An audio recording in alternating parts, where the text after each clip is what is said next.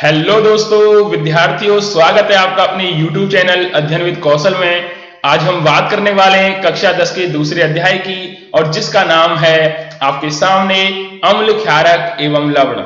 विद्यार्थियों, आपने कई बार अम्ल, क्षारक, लवण के चैप्टर को पढ़ा होगा। हम जिस तरह से आपको इस चैप्टर को पढ़ाएंगे, वास्तव में बहुत ही सरलता से और गहनता से आपकी समझ में आ जाएगा। तो आइए विद्यार्थियों, चलते हैं। पहला टॉपिक है अम्ल। अम्ल किसे कहते हैं विद्यार्थियों? आपने जानते ही हैं कि अम्ल को जो इंग्लिश में एसिड के नाम से जानते हैं। तो अम्ल जो होते हैं विद्यार्थियों, स्वाद में खट्टे होते हैं। ये नीले लिटमस को लाल में बदल देते हैं। यानी कि कोई खट्टे पदार्थ में जब नीले लिटमस पेपर को आप डालोगे तो उसका रंग लाल में परिवर्तित हो जाएगा। नंबर 3 विद्यार्थियों, ये जलीय विलयन में H धन आयन देते हैं। यानी कि हम कह सकते हैं HCl ये क्या है? एक तरह से अम्ल है, यानी कि हाइड्रोक्लोरिक अम्ल। नंबर 4 है विद्यार्थियों, एसिड शब्द लैटिन भाषा से लिया गया है, जिसका अर्थ होता है खट्टा। आप समझ सकते हैं कि अम्ल की परिभाषा में जो एसिड शब्द है वह कहां से लिया गया है विद्यार्थियों? लैटिन भाषा से लिया गया है, और जिसका अर्थ क्या होता है? खट्टा होता है। नेक्स्ट टॉपिक है विद्यार्थियों कि प्रबल अम्ल और दुर्बल अम्ल। तो प्रबल अम्ल के अंतर्गत कौन कौन से अम्ल आते हैं? HCl है, इसे हम हाइड्रोक्लोरिक के नाम से जानते हैं। H2SO4 है, जिसे हम सल्फ्यूरिक अम्ल के नाम से जानते हैं। और HNO3 है, जिसे विद्यार्थियों हम नाइट्रिक अम्ल के नाम से जानते हैं। दूसरा है विद्यार्थियों दुर्बल अम्ल। प्रबल अम्ल का मतलब होता है जो ज्यादा शक्तिशाली है, और दुर्बल का मतलब है जो कमजोर है, यानी कि वो ताकतवर नहीं है। तो विद्यार्थियों CH3COOH को हम एसिटिक अम्ल के नाम से जानते हैं, और एक होता है लैक्टिक अम्ल, और तीसरा होता है विद्यार्थियों ऑक्सैलिक अम्ल। ओके, तो आपने देखा कि प्रबल अम्ल और दुर्बल अम्ल के अंतर्गत आपने अंतर पाया कि HCl है वो प्रबल अम्ल है, CH3COOH है वो क्या है? दुर्बल अम्ल है। सांद्र अम्ल की अगर हम बात करें विद्यार्थियों, जिसमें अम्ल अधिक मात्रा में पाया जाता है, या जिसमें अम्ल अधिक मात्रा में होता है और जल कुछ ही मात्रा में हो, उसे हम सांद्र अम्ल के नाम से जानते हैं। और तनु अम्ल की विद्यार्थियों बात करें, जिसमें अम्ल कम मात्रा में होता है और जल अधिक मात्रा में होता है, हम उसे तनु अम्ल के नाम से जानते हैं। नेक्स्ट टॉपिक है विद्यार्थियों, नेक्स्ट टॉपिक है क्षारक। तो विद्यार्थियों क्षारक क्या होते हैं? क्षारक को हम कहते हैं बेस, यानी कि ये स्वाद में कड़वे होते हैं। जैसे आप ले लीजिए, मैं एक उदाहरण ले लेता हूं। जैसे नीम है, कड़वा होता है। जैसे सब्जियों में करेला है, कड़वा होता है। ये सभी क्षारक के अंतर्गत आते हैं। और विद्यार्थियों ये लाल लिटमस को किसमें बदलता है? नीले में बदल देते हैं। ठीक है। और अम्ल क्या करते हैं विद्यार्थियों? नीले लिटमस को लाल में बदल देते हैं। ठीक उसका उल्टा क्षारक होता है। ये जलीय विलयन में OH ऋण आयन देते हैं। अब OH ऋण आयन देने का मतलब है विद्यार्थियों कि इसके अंदर भी प्रबल क्षारक, दुर्बल क्षारक होते हैं। यानी मान लेता हूं प्रबल क्षारक है NaOH, जहां आपको OH दिख जाए समझ लेना कि ये क्या है? क्षारक है। और KOH को कहते हैं पोटेशियम हाइड्रोक्साइड, और CaOH2 को कहते हैं कैल्शियम हाइड्रोक्साइड। इसके अंदर भी विद्यार्थियों दूसरा आता है जिसे हम दुर्बल क्षारक के नाम से जानते हैं, जिसे कहते हैं हम NH4, यानी कि अमोनियम नाइट्रेट। इसका नाम होता है अमोनियम हाइड्रोक्साइड। सॉरी, OH लगा है। OH का जो यूज है विद्यार्थियों किसके लिए होता है? वो हाइड्रो ऑक्साइड के लिए होता है। और OH ऋण आयन दिया है, इसका मतलब इसे हम क्षारक के नाम से जानते हैं। अब क्षार एल्कली, जो जल में घुलनशील क्षारक को क्या कहते हैं? क्षार कहते हैं। जो जल में घुल जाता है हम उसे क्या कहते हैं? क्षार कहते हैं। और विद्यार्थियों सॉल्ट किसे कहते हैं? लवण किसे कहते हैं? लवण अम्ल व क्षारक की परस्पर अवक्रिया से प्राप्त होता है। हम अम्ल और क्षारक की जब आपस में अवक्रिया कराएंगे, रिएक्शन कराएंगे, तो हमें दो चीजें प्राप्त होंगी विद्यार्थियों। एक होगा NaCl और एक होगा KCl। NaCl को हम सोडियम क्लोराइड के नाम से जानते हैं, ये नमक का फॉर्मूला है। और KCl को हम पोटेशियम क्लोराइड के नाम से जानते हैं। आगे चलते हैं विद्यार्थियों, नेक्स्ट टॉपिक है हमारा सूचक। आपने देखा होगा कि जो सूचक होते हैं यानी इंडिकेटर्स, हम अगर इसे विज्ञान की भाषा में ना समझें और अपने व्यवहारिक भाषा में समझें तो विद्यार्थियों सूचक होता है यानी कि किसी चीज को दर्शाने के लिए सूचक का प्रयोग किया जाता है। जैसे आप मोटरसाइकिल चलाते हैं उसमें इंडिकेटर्स होते हैं, जब आप लेफ्ट की तरफ जाते हैं तो लेफ्ट वाला इंडिकेटर चलाते हैं, तो एक सूचक है यानी किसी दूसरे व्यक्ति को बताया गया है कि मैं इधर जाने वाला हूं तो आपने उसको इंडिकेट किया है। ठीक है, तो सूचक का क्या काम होता है, किसी की उपस्थिति को दर्शाना, ठीक है, या किसी का रंग को बताना, ये अम्ल है या क्षारक है, ये सूचक के अंतर्गत आते हैं। तो विद्यार्थियों सूचक कितने प्रकार के होते हैं, 3 प्रकार के सूचक माने गए हैं, प्राकृतिक सूचक, कृत्रिम सूचक और गंधीय सूचक। प्राकृतिक सूचक वे होते हैं ये पौधों में पाए जाते हैं, जैसे लिटमस है, लाल पत्ता गोभी है, ये हाइड्रेंजिया पौधे के फूल हैं और हल्दी है, ये क्या है, प्राकृतिक सूचक हैं, नेचुरल इंडिकेटर्स हैं। और कृत्रिम सूचक की बात करें तो ये रासायनिक पदार्थ के अंदर होते हैं, जैसे मैथिल ऑरेंज है, फिनोल्फेनिल है, ये सभी क्या है, कृत्रिम सूचक हैं। तीसरा है विद्यार्थियों गंधीय सूचक। इन पदार्थों की गंध अम्लीय या क्षारक माध्यम में बदल जाती है। जैसे आपने देखा होगा प्याज खाते हैं तो उसमें क्या होती है, गंध होती है थोड़ी सी, जब दूसरे के सामने आप जाते हैं तो दूसरा व्यक्ति आपको बता सकता है कि इसके अंदर आपने क्या खाया है, थोड़ी देर पहले क्या खाया है, क्योंकि इनके अंदर गंध होती है। जैसे लौंग में से निकलती है और आप लौंग को चाय में डालोगे तो पता पड़ जाएगा कि लौंग है इसके अंदर या नहीं है, तो उसके अंदर एक गंध होती है जो आपको बता सकती है कि क्षारक है या अम्लीय है, उन पदार्थों की जानकारी देता है। नेक्स्ट है विद्यार्थियों प्राकृतिक सूचक के अंदर क्या क्या आता है। देखिए प्राकृतिक सूचक के अंदर जो लिटमस है वो लाल होता है और क्षार के माध्यम से नीले में बदल जाता है। ठीक है, इतना सा परिवर्तन होता है। अगर हल्दी की बात करें तो कोई बदलाव नहीं होता और क्षारक के साथ क्या होता है, लाल हो जाता है। ऐसे कृत्रिम सूचकों के अंदर अगर किसी का रंगीन है तो वो गुलाबी हो जाता है। ठीक है, प्याज का रस तीक्ष्ण गंध वाला होता है बल्कि क्षार के साथ कोई गंध नहीं देता है। ठीक है, तो ये सभी क्या है, हमारे ये सूचक हैं और उनके रंग और गंध में परिवर्तन को इसमें समझाया गया है। नेक्स्ट टॉपिक है विद्यार्थियों, यहां आप देखोगे कि अम्ल व क्षारों के रासायनिक गुण यानी कि धातु की अवक्रिया कराई है विद्यार्थियों 2 चीजों से।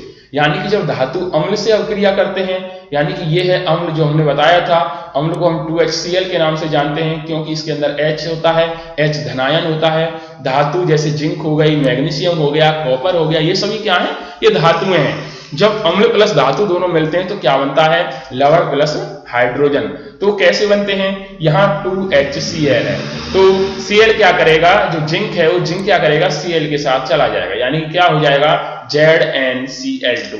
यानी कि यहां दिया है 2Cl, यानी कि 2Cl दिया है विद्यार्थियों, तो हम क्या कर सकते हैं, जब ये परिवर्तन होगा तो क्या हो जाएगा, यहां इसका परिवर्तन होने के बाद ये हो जाता है हमारा Cl2। इसी को कहते हैं रासायनिक अवक्रिया, यानी कि परिवर्तन का नाम भी रासायनिक अवक्रिया है। तो 2HCl हो गया ZnCl2 जिसे हम लवण के नाम से जानते हैं और हमारा जो हाइड्रोजन है वो पूरी तरह से बाहर चला गया है। अब दूसरी बात करें क्षारकों के साथ ये कैसे अवक्रिया करते हैं। जब विद्यार्थियों क्षार प्लस धातु मिलते हैं तो लवण प्लस हाइड्रोजन का निर्माण होता है, जैसे 2NaOH sodium hydroxide plus zinc. यानी कि दोनों जब मिलते हैं तो किसका निर्माण होता है, हाइड्रोजन को बाहर निकाल देते हैं और लवण का निर्माण होता है। तो मैं मान लेता हूं Na2, यहां इन्होंने दिया Na2, अवक्रिया होने के बाद हाइड्रोजन बाहर चली गई, ये थे हाइड्रोजन के H2 यानी कि ये चले गए बाहर, तो क्या बचा है Zn और O2 बचा। तो हम Na2 ZnO2 को सोडियम जिंकेट के नाम से जानते हैं और H2 को हम हाइड्रोजन के नाम से जानते हैं। नेक्स्ट है विद्यार्थियों धातु कार्बोनेट तथा धातु बाइकार्बोनेटों की अवक्रिया। ज्यादातर विद्यार्थी यहाँ चक्कर में पड़ जाते हैं कि भाई कार्बोनेट क्या होती है। तो विद्यार्थियों जो कार्बोनेट होता है हम उसको CO3 के नाम से जानते हैं। किसके नाम से जानते हैं, CO3 के नाम से जानते हैं।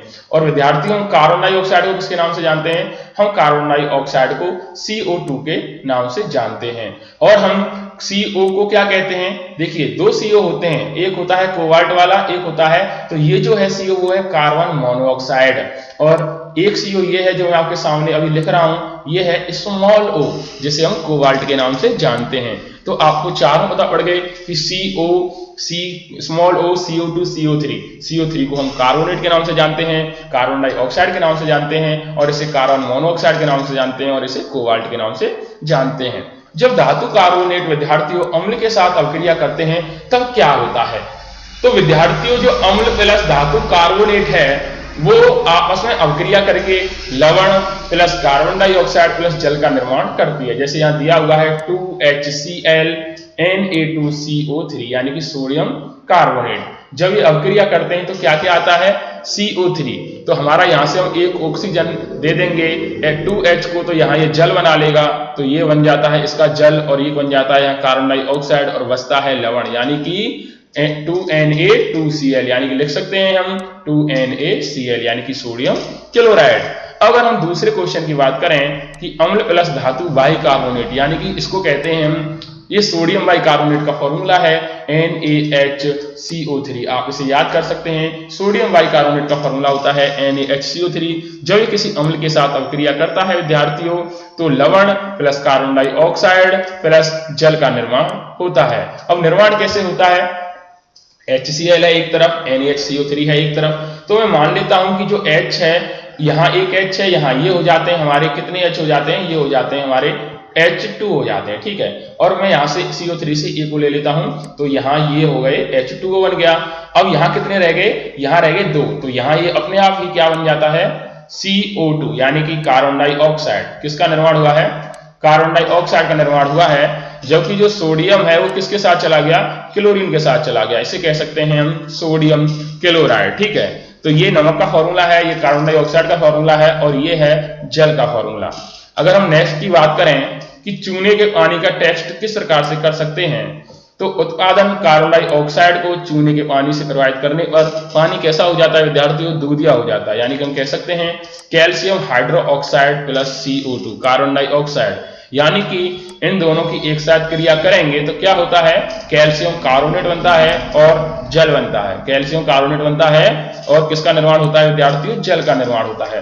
तो हम कह सकते हैं कि जो CaOH2 है वह क्या है, इस समय कैल्शियम हाइड्रोक्साइड है और कार्बन डाइऑक्साइड के साथ क्रिया करके कैल्शियम कार्बोनेट बनाता है। अगर अधिक मात्रा में CO2 प्रवाहित करें तो क्या होगा, CaCO3 कैल्शियम कार्बोनेट होता है और H2O जल होता है, जबकि CO2 क्या होता है, कार्बन डाइऑक्साइड होता है। तो हमारा ये जल में घुलकर क्या होता है, जल में घुलनशील हो जाता है। तो हम कह सकते हैं कैल्शियम HCO3 का होल ट्वाइस, ये जलीय विलयन है। तो इस प्रकार से ये अवक्रिया संपन्न होती है। नेक्स्ट विद्यार्थियों, अगर हम बात करें कि अम्ल एवं क्षारक की परस्पर अवक्रिया से किसका निर्माण होता है, तो विद्यार्थियों अम्ल प्लस क्षारक की अवक्रिया से लवण प्लस जल का निर्माण होता है। यानी कि हम अम्ल ले लेते हैं HCl, अगर हम आपके सामने लें HCl और NaOH, तो किसका निर्माण होगा, लवण प्लस जल का निर्माण होगा। आपके सामने दिया हुआ है उदासीनीकरण अवक्रिया क्या है, जब अम्ल द्वारा क्षारक का अपेक्षित प्रभाव तथा क्षारक द्वारा अम्ल का प्रभाव समाप्त हो जाता है तो वह उदासीनीकरण अवक्रिया कहलाती है। यानी कि अगर pH का मान 7 है और pH = 7 है तो वो क्या है, उदासीन है इस समय। नेक्स्ट बात करते हैं विद्यार्थियों NaOH sodium hydroxide plus HCl की। NaOH मैंने अभी आपको बताया था कि जब अम्ल और क्षारक आपस में अवक्रिया करते हैं तो लवण प्लस जल का निर्माण होता है। यानी कि हमारा जो Na है वो Cl के साथ अवक्रिया कर लेगा और जो H है वो H के साथ करेगा, तो ये हो जाएगा H2O, ठीक है। तो जल का निर्माण होगा। NaCl को हम जलीय विलयन कहते हैं और H2 को हम लिक्विड के नाम से जानते हैं। नेक्स्ट हम बात करने वाले हैं विद्यार्थियों अम्ल एवं क्षारक की परस्पर अवक्रिया से क्या होता है। तो अम्ल एवं क्षारक की परस्पर अवक्रिया जो है वो दोनों अम्लों के साथ संपन्न होती है। अगर प्रबल अम्ल प्लस दुर्बल अम्ल होते हैं, क्षारक होते हैं, तो अम्लीय लवण प्लस जल का निर्माण होता है। जबकि दुर्बल अम्ल और प्रबल अम्ल होते हैं तो क्षारकीय लवण और जल का निर्माण होता है। आप चाहें तो इसका स्क्रीनशॉट ले सकते हैं, ये आपके सामने है दुर्बल अम्ल और प्रबल अम्ल, ठीक है। ये जहां तक है आपको काफी क्वेश्चन करने में सफलता मिलेगी इस टेबल से, तो आप इसका स्क्रीनशॉट ले सकते हैं। नेक्स्ट क्वेश्चन है विद्यार्थियों अम्लों के साथ धात्विक ऑक्साइडों की अवक्रिया। देखिए धात्विक का मतलब क्या है कि हो सकता है Zn हो सकता है, मैग्नीशियम हो सकता है, ये सभी क्या है, धातुएं हैं। और वो क्या है, जिंक ऑक्साइड है, ठीक है। तो इन्हें क्या कहते हैं, धात्विक ऑक्साइड के नाम से जानते हैं। अब CuO है कॉपर ऑक्साइड प्लस 2HCl क्या है, अम्ल है। अगर मैं Cu की Cl से अवक्रिया कराता हूं तो क्या हो जाता है, CuCl2 हो जाता है। और हाइड्रोजन की मैं O के साथ अवक्रिया करता हूं तो H2O हो जाता है, यानी कि जल का निर्माण होता है। तो जब हम धात्विक ऑक्साइड अम्लों के साथ अवक्रिया करते हैं विद्यार्थियों तो लवण प्लस जल का निर्माण होता है। देखिए धात्विक ऑक्साइडों की जो प्रवृत्ति होती है वो कैसी होती है विद्यार्थियों, क्षारीय होती है। ध्यान रखें, धात्विक ऑक्साइड हमेशा कैसे होते हैं, क्षारीय होते हैं। और ये अम्ल के साथ क्रिया करके लवण और क्या बनाते हैं, जल बनाते हैं। जैसे कॉपर ऑक्साइड हो गया, मैग्नीशियम ऑक्साइड हो गया, ये सभी क्या है, ZnO, जिंक ऑक्साइड हो गया। यहाँ नहीं लिख रहा है तो मैं लिख देता हूँ ZnO, यानी कि क्या हो गया, जिंक ऑक्साइड के नाम से जानते हैं। ये सभी धात्विक ऑक्साइड क्रियाएं संपन्न होती हैं। नेक्स्ट विद्यार्थी टॉपिक है आपके सामने अधात्विक ऑक्साइडों की क्षारों के साथ। अभी हमने अम्लों के साथ सीखा, क्षार के साथ सीख रहे हैं। जब ये क्षार के साथ अवक्रिया करती हैं तो लवण प्लस जल का निर्माण करती हैं, यानी कि CO2 प्लस कैल्शियम हाइड्रोक्साइड किसका निर्माण होगा, CaCO3 प्लस H2O का। जब CO2 CaOH यानी कि OH2 का होल ट्वाइस का मतलब है कि यहाँ विद्यार्थियों OH होल ट्वाइस का मतलब है कि यहाँ O के भी 2 हैं और H के भी यहाँ कितने हैं, 2 हैं। ठीक है, तो मैं मान लेता हूं कि एक O का मैं इसे दे देता हूं तो ये हो जाता है CaCO3 और इसके पास रह जाते हैं सिर्फ कितने, सिर्फ 3 O, तो यहां हो जाएगा CaCO3 प्लस H2O। नेक्स्ट हम बात करने वाले हैं जलीय विलयन में अम्ल और क्षारक की। विद्यार्थियों जल की उपस्थिति में जो अम्ल होता है H धन आयन उत्पन्न करते हैं, यानी कि मैं मान लेता हूं H प्लस है और H2O है, तो ये क्या आएगा, यहाँ H3O का निर्माण करेगा, जिसे हम हाइड्रोनियम के नाम से जानते हैं। ज्यादातर विद्यार्थियों को ये नहीं पता होता है कि H3O हम किसे कहते हैं, तो आप लिख सकते हैं H3O हम हाइड्रोनियम के नाम से जानते हैं। नेक्स्ट है विद्यार्थियों, जो सभी क्षारक होते हैं क्या होते हैं, जल में घुलनशील नहीं होते हैं। ठीक है, जल में घुलनशील क्षारक को हम क्या कहते हैं, क्षार कहते हैं। अगर कोई क्षारक जल में घुलनशील नहीं है तो वह क्षारक नहीं माना जाएगा। ठीक है, उसे जल में घुलना ही पड़ेगा। सभी क्षार क्षारक होते हैं परंतु सभी क्षारक क्षार नहीं होते हैं। ठीक है, और जल के साथ अम्ल या क्षारक को मिलाने के समय हमें क्या सावधानी बरतनी चाहिए, हमेशा अम्ल या क्षारक को ही जल में मिलाना चाहिए और लगातार इसे हिलाते रहना चाहिए, क्योंकि यह प्रक्रिया अत्यंत ऊष्माक्षेपी प्रक्रिया कहलाती है। आपने सुना होगा ऊष्माशोषी अवक्रिया और ऊष्माक्षेपी अवक्रिया, जिसमें ऊष्मा का निष्कासन होता है वह ऊष्माक्षेपी अवक्रिया कहलाती है। अगर हम बात करें कि जल को अम्ल में डालने से क्या होता है, तो जो हमारा मिश्रण है वो वहां से बाहर निकल आता है और ताप के कारण कांच का टूटने का या पात्र का टूटने का डर रहता है। तो जल को अम्ल में डालने से ये नुकसान भी आपको हो सकता है। नेक्स्ट पॉइंट है विद्यार्थियों, अम्ल की अवक्रियाएं किस किस से हो सकती हैं, तो हमने समझाया कि अम्ल और धातु लवण प्लस हाइड्रोजन बनाते हैं और अम्ल लवण प्लस धात्विक ऑक्साइडों के साथ लवण प्लस जल बनाते हैं और अम्ल धातु कार्बोनेटों के साथ लवण प्लस CO2 प्लस जल बनाते हैं और अम्ल धातु वाई कार्बोनेटों के साथ लवण प्लस CO2 प्लस जल बनाते हैं। बहुत ही बेहतरीन फार्मूला है, आप इसे लिख सकते हैं। और जब अम्ल क्षारकों के साथ अवक्रिया करते हैं तो लवण प्लस जल बनाते हैं। इससे अच्छा और बेहद शानदार फार्मूला आपको कहीं नहीं मिलेगा। नेक्स्ट है विद्यार्थियों क्षारकों की अवक्रिया। जब क्षारक अवक्रिया करते हैं किसके साथ, अम्ल के साथ, तो लवण प्लस जल बनता है। अगर क्षारक अवक्रिया करते हैं तो क्या बनता है, अधात्विक ऑक्साइड के साथ, तो लवण प्लस जल बनता है। अगर क्षारक विद्यार्थियों धातु कार्बोनेटों के साथ अवक्रिया करते हैं तो कोई अवक्रिया नहीं होगी, यानी कि कोई भी रिएक्शन नहीं होगा। अगर जो क्षारक हैं वो धातु के साथ अवक्रिया करते हैं तो विद्यार्थियों लवण यानी कि NaCl हो सकता है, ZnCl2 हो सकता है और हाइड्रोजन का निर्माण होता है। अब देखते हैं कि जो अम्ल और क्षारकों में समानताएं क्या हैं। जो अम्ल हैं वो H धनायन उत्पन्न करते हैं और क्षारक क्या होते हैं, OH ऋण आयन उत्पन्न करते हैं। यानी कि जब कोई अम्ल क्षारक जल में मिलाया जाता है तो ये क्या होता है, तनुकृत हो जाता है और जल में मिलाने पर आयन की सांद्रता हाइड्रोनियम यानी कि H3O प्लस और OH ऋण आयन में प्रति इकाई आयतन की कमी हो जाती है। तो आपने समझा कि दोनों के अंदर क्या समानताएं हैं, अम्ल हमेशा H धनायन देता है और क्षारक हमेशा OH ऋण आयन देता है। ठीक है, किसी क्षार या अम्ल की प्रबलता उसके द्वारा उत्पन्न H आयन या OH आयनों की संख्या पर निर्भर करती है। नेक्स्ट पॉइंट है विद्यार्थियों pH स्केल। pH स्केल क्या होता है, किसी विलयन में उपस्थित H धनायन की सांद्रता ज्ञात करने के लिए एक स्केल विकसित किया गया है जिसे हम pH स्केल के नाम से जानते हैं। pH स्केल का मतलब होता है कि हमें किसी चीज की वैल्यू निकालनी है, यानी कि स्केल निकालना होता है। यानी कि हम कह सकते हैं pH स्केल को हम कितने तक देखते हैं, 0 से 14 तक pH ज्ञात करने के लिए उपयोग में लाया जाता है, ये स्केल होता है। अब जो pH है इसमें एक शब्द है P, जिसका जो शब्द है ये जर्मन शब्द है। कौन सा शब्द है, जर्मन, यानी कि इसका नाम है पोसांस, जिसका अर्थ होता है विद्यार्थियों शक्ति। यानी कि अगर pH बराबर 7 है तो उदासीन विलयन कहलाएगा, अगर pH से कम है तो अम्लीय विलयन कहलाएगा, और pH से ज्यादा है, 7 से ज्यादा है तो क्षारीय विलयन कहलाता है। आपके सामने कुछ क्वेश्चन आएंगे, हम उन्हें बताने वाले हैं कि किस प्रकार से इसको दैनिक जीवन में pH के महत्व को समझा जाए। जो विद्यार्थियों पौधे एवं पशु pH के प्रति संवेदनशील होते हैं, जो हमारा शरीर है वो 7.0 से 7.8 pH के बीच कार्य करता है, और वर्षा के जल की जो pH मान की अगर हम बात करें तो 5.6 से कम हो जाती है तो वह कौन सी वर्षा कहलाती है? अम्लीय वर्षा कहलाती है। अब हम इसे समझेंगे कि अम्लीय वर्षा होती क्या है। तो अम्लीय वर्षा होती है जब बारिश होती है, यानी कि जो हमारा पर्यावरण में प्रदूषित है, काफी सारी जो हमारी गैसें हैं वो पर्यावरण के अंदर पृथ्वी घूम रही हैं, वायुमंडल में घूम रही हैं, और जब वर्षा होती है तो उसके साथ मिलकर जब वर्षा जमीन पर नीचे आती है तो वो अम्लीय वर्षा के नाम से जानी जाती है। जैसे आपने देखा होगा कि आजकल जो ताजमहल है उसका रंग काला पड़ रहा है, यानी कि थोड़ा थोड़ा वो काला दिखने लगा है। इसका मतलब यही है कि ये अम्लीय वर्षा का सबसे बड़ा कारण है, क्योंकि जो मथुरा की रिफाइनरी फैक्ट्री है उससे क्या होता है कि उसका धुआं लगातार आसमान में, यानी कि उसके वायुमंडल में आसपास छाया हुआ है, और जब बारिश होती है तो उसकी बूंदों के साथ वह चिकना बन के गिरता है। ठीक है, तो नेक्स्ट बात करते हैं विद्यार्थियों हमारे पाचन तंत्र का पीएच क्या होता है। जो हमारा उदर है, जो हम स्टोमच को, हम जो उदर है उसको स्टोमच के नाम से जानते हैं, हाइड्रोक्लोरिक अम्ल HCl उत्पन्न करता है और भोजन के पाचन में सहायक होता है। अपच की स्थिति में उदर अधिक मात्रा में अम्ल उत्पन्न करता है, जिसके कारण उदर में दर्द एवं जलन का अनुभव होता है। किसका अनुभव होता है विद्यार्थियों? उदर में दर्द एवं जलन का अनुभव होता है।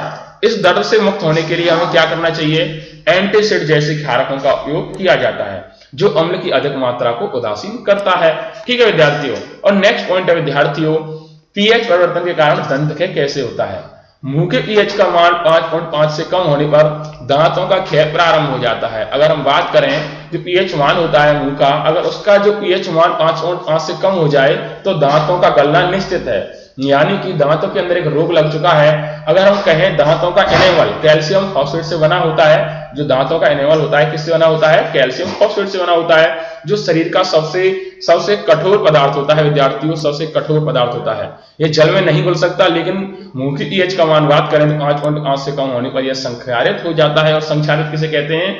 यानी कि लोहे पर जंग लगना भी संक्षारित कहलाता है। ऐसे ही मुंह के अंदर जो दांत होते हैं, अगर उनको संक्षारण हो जाता है तो वो गलना उनका निश्चित है। ठीक है, अगर हम आगे बात करें पशुओं एवं पौधों द्वारा उत्पन्न रसायनों से आत्मरक्षा कैसे करी जाती है। देखिए, मधुमक्खी का एक डंक एक अम्ल छोड़ता है। आपने सुना होगा जब आपको मधुमक्खी अगर डंक मार जाए तो उससे दर्द होता है, जिसके कारण जलन का अनुभव होता है, और डंक मारे गए अंग में क्या होता है? बेकिंग सोडा के उपयोग से आराम मिलता है। ठीक है, यानी कि आप तेल लगा सकते हैं, मिट्टी का तेल लगा सकते हैं, डीजल लगा सकते हैं, इससे क्या मिलता है? आराम मिलता है। अब बात करते हैं जो डंक वाले वाल जो होते हैं वो मेथेनोइक अम्ल छोड़ जाते हैं, यानी कि कोई महार है या मधुमक्खी है, आपने उसको आपको काटा है किसी ने, तो उसके अंदर जो अम्ल है उसका नाम होता है विद्यार्थियों मेथेनोइक अम्ल। ठीक है, जिसके कारण क्या होता है? जलन होता है और दर्द का अनुभव होता है। ठीक है, अब नेक्स्ट टॉपिक की बात करें तो लवणों के पीएच मान हमने आपको बताए हैं कि प्रबल अम्ल प्लस प्रबल क्षारक मिलता है तो कैसा लवण बनता है? उदासीन लवण बनता है। तो इस प्रकार से आप इसे देख सकते हैं। नेक्स्ट है साधारण नमक के रसायन कितने प्रकार के होते हैं? नंबर 1 होता है सोडियम हाइड्रोक्साइड, दूसरा होता है व्यंजक चूर्ण, और तीसरा होता है विद्यार्थियों बेकिंग सोडा, यानी कि NaOH को हम सोडियम हाइड्रोक्साइड के नाम से जानते हैं, और CaOCl2 को हम कैल्शियम ऑक्सीक्लोराइड के नाम से जानते हैं। ये व्यंजक चूर्ण का भी फॉर्मूला है। और बेकिंग सोडा यानी कि खाने का सोडा होता है NaHCO3, और धोने का सोडा आपके सामने Na2CO3.10H2O। ठीक है, तो इस समय ये सभी आपके सामने साधारण नमक के रसायन हैं। ठीक है, आप यहां से इनका स्क्रीनशॉट भी ले सकते हैं और समझ भी सकते हैं। नेक्स्ट बात करते हैं विद्यार्थियों सोडियम हाइड्रोक्साइड की। देखिए, सोडियम हाइड्रोक्साइड जो होता है उसे हम NaOH के नाम से जानते हैं। सोडियम क्लोराइड के जलीय विलयन में विद्युत प्रवाहित करने पर यह वियोजित होकर सोडियम हाइड्रोक्साइड उत्पन्न करता है। देखिए, 2 NaCl है और 2 H2O है, यानी कि इन दोनों आपस में अभिक्रिया करके क्या होता है? 2 NaOH, यानी कि सोडियम हाइड्रोक्साइड देता है, क्लोरीन देता है और हाइड्रोजन देता है। ठीक है, हाइड्रोजन क्या है? एक गैस है, और क्लोरीन भी एक गैस है, और सोडियम हाइड्रोक्साइड क्या है? जलीय विलयन है। तो इस प्रकार से हमने इस अभिक्रिया को संपन्न किया। नेक्स्ट है इसका उपयोग कहां किया जाता है? H2 का उपयोग ईंधन मार्गरीन में किया जाता है। Cl2 क्लोरीन का उपयोग क्या किया जाता है? जल की स्वच्छता के लिए क्लोरीन का उपयोग किया जाता है। और HCl का उपयोग हाइड्रोक्लोरिक अम्ल का उपयोग क्या किया जाता है? इस्पात यानी कि लोहे की सफाई में, औषधियों को सफाई करने में। और NaOH यानी कि सोडियम हाइड्रोक्साइड का उपयोग विद्यार्थियों धातुओं से ग्रीस हटाने के लिए, साबुन, कागज बनाने के लिए किया जाता है। नेक्स्ट बात करते हैं विद्यार्थियों विरंजक चूर्ण की। देखिए CaOH2 यानी कि शुष्क भुजे हुए चूने पर क्लोरीन की क्रिया से क्या बनाया जा सकता है? विरंजक चूर्ण का निर्माण किया जा सकता है। अगर कैल्शियम हाइड्रोक्साइड और आप क्लोरीन लेते हैं तो क्या बनाया जा सकता है? बनाया जा सकता है जल, और बनाया जा सकता है विरंजक चूर्ण। और विरंजक चूर्ण का विद्यार्थी फॉर्मूला होता है CaOCl2। अब इसकी बात करें उपयोग की, तो ये वस्त्र उद्योग में सूती कपड़े बनाने के लिए किया जाता है, कागज की फैक्ट्री में लकड़ी बनाने के लिए किया जाता है, और व्यंजन के लिए रासायनिक उद्योग में एक उपचार के रूप में भी होता है, और पानी जो पीते हैं आप उसके जीवाणुओं से मुक्त करने के लिए एक रोगाणुनाशक के रूप में भी इसका प्रयोग किया जाता है। अब बेकिंग सोडा को देखें तो जो बेकिंग सोडा है वो है NaCl plus H2O plus CO2 plus NH3, यानी कि हम चार चीजों को एक साथ मिलाएंगे जब जाके हमारा अमोनियम क्लोराइड और क्या बनता है? बेकिंग सोडा का निर्माण होता है। यानी कि आप सोडियम क्लोराइड को मिलाएंगे, जल को मिलाएंगे, कार्बन डाइऑक्साइड को मिलाएंगे और अमोनिया को मिलाएंगे, जब जाके क्या बनेगा? Ammonium chloride plus sodium bicarbonate का निर्माण होता है, जिसे हम बेकिंग सोडा के नाम से भी जानते हैं। नेक्स्ट है विद्यार्थियों धोने का सोडा। धोने के सोडे का फॉर्मूला होता है Na2CO3 10H2O, यानी कि इसे कहते हैं सोडियम कार्बोनेट के पौधे क्रिस्टलीकरण के धोने को सोडा प्राप्त होता है। यानी कि इसका क्रिस्टलीकरण करने से क्या होता है? जो धोने का सोडा होता है वह हम प्राप्त कर सकते हैं। इसका उपयोग विद्यार्थियों कांच, साबुन एवं कागज के उद्योगों में होता है। नंबर 2, इसका उपयोग बोरेक्स के उत्पादन में भी होता है, और विद्यार्थियों इसका उपयोग घरों की सफाई में भी होता है। लास्ट पॉइंट है विद्यार्थियों प्लास्टर ऑफ पेरिस, यानी कि इसका फॉर्मूला होता है CaSO4.1/2H2O। इसका देखिए प्लास्टर होता क्या है? अगर हम प्लास्टर की बात करें, जो प्लास्टर है आपने देखा होगा कभी कभी किसी की हाथ की पैर की हड्डी टूट जाती है तो उसकी जगह उसे स्थिर करने के लिए करते हैं, ठीक है। दूसरा है इसका उपयोग खिलौने बनाने तथा सजावट का सामान बनाने के लिए किया जाता है, और इसका उपयोग सतह को चिकना बनाने के लिए किया जाता है। जैसे आपने देखा होगा घरों में पुट्टी करवाते हैं लोग, तो उसकी जो सतह है वो चिकनी हो जाती है, वो क्या होता है? प्लास्टर होता है। इसे हम प्लास्टर ऑफ पेरिस के नाम से जानते हैं। थैंक यू दोस्तों, धन्यवाद। स्वागत है आपका अपने YouTube चैनल में। आप देखते रहिए अध्ययन विद कौशल। जय हिंद दोस्तों।